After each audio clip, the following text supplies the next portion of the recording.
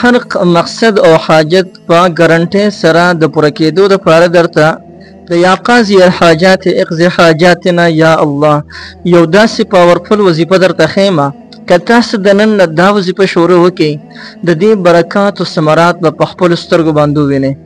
داسې عجیب او غریب برکات به یې کوي چې خپل ورته حق حیران پاتې شي. یا قاضي الحاجات اقضي حاجاتنا یا الله دا یو ډیره زبردسته دعا ده او دې دعا سره چې هم چا هم څه حاجت غوښتی دی رب العالمین د هغه خلکو حاجتونه پوره کړي دي. دوی معنی ده یا قاضي الحاجات ای د حاجتونو پوره کوونکي ذاته اقضي حاجاتنا یا الله ای الله زمون حاجتونه پوره کړي.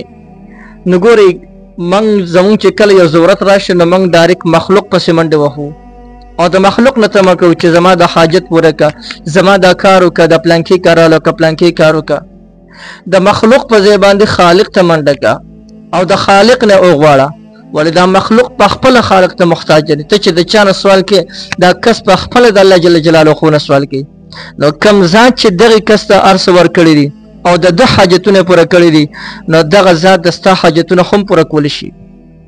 نو که څه حالات راشي هر قسم حالات راشي په دغه حالاتو کې به موږ ټوله بروسه په الله جل جلاله باندې. دویمه خبره که موږ اواز کوو نو اواز به الله جل جلاله ته کوو تمه به د الله جل جلاله نه ساتو.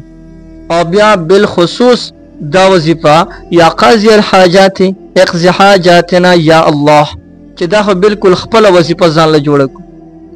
یعنی په ناسته ملاسته ولاړه هر حالت کې چې زمونږ په خولې باندې دا وظیفه شروع نو موږ به چېرته د چا محتاجه نه شو.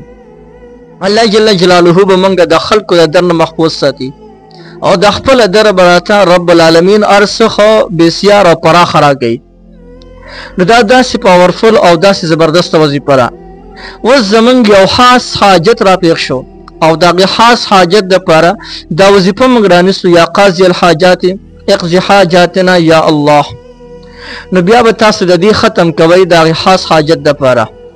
د دې د ختم کولو طریقه دا ده چې د هر فرض مانځه نه پس خو به یولس کرته دا وظیفه کې یا قاضي الحاجات اقضي حاجاتنا یا الله. لیکن دې سری د ماسخوتن د مانځه نه پس او یا د سحر د مانځه نه پس کم ټیم چې تاسو سره فارغ یې په هغه ټیم کې به تاسو کښېنئ د قبلې طرف ته به ستاسو مخ وي 11 کرته به په رسول الله صلی الله علیه وسلم مبارک باندې درود شریف او بیا د هغې نه پس به 1500 کرته یا قاضي الحاجات اقضي حاجاتنا یا الله وظیفه کوو. 1500 کرته که د سحر مانځه نه پسې کولی شي او که د ماښام مانځه نه پسې کولی شي د ماسخوتن تاسو ته اختیار دی. انشاءالله په لږ ورځو کې دننه به الله جل جلاله ستاسو تمام حاجتونه پوره کړي او داسې ځای نه به ورته رب العالمین اسباب برابروي چې ستاسو په وهم فهم ګمان کې به هم نه تېرېږي. نو محترمو یو ډېره زبردسته دعا او وظیفه مې درته وښوله نو بالکل دا وظیفه تاسو کولی شئ. د دې وظیفې تاسو ټولو ته مکمل اجازت دی هر څوک د دې وظیفې نه مکمل پیدا اخیستلی شي.